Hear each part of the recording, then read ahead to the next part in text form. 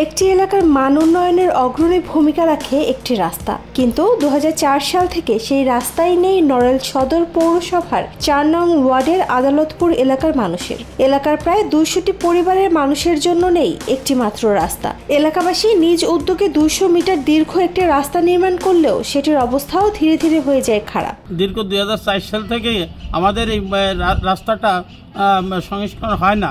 আমরা এই motor cycle দিয়ে যাইতে পারি না এবং ছেলেমেয়ে স্কুলে যাইতে পারে না। আমরা খুব দুরবস্থায় আছি। আমাদের স্থান হলো সার গোডাউনের পিছনে। আমাদের রাস্তা সংস্কারের জন্য আমরা দুবার মধ্যে আছি। এখানে প্রায় 100 ঘর লোক হবে, তার ভিতরে আমরা বসবাস করতেছি।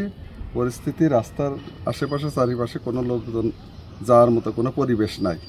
রাস্তা না থাকায় শিক্ষার্থী থেকে এলাকাবাসীকে পড়তে হয় নানা অসুবিধায়। অতিমাত্রায় বৃষ্টি হলে পানিতে প্লাবিত হয়ে যায় এলাকাটি।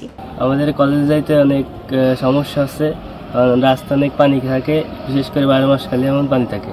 আমাদের 200 মিটার রাস্তা 2004 সাল থেকে এখানে অচল অবস্থায় রয়েছে।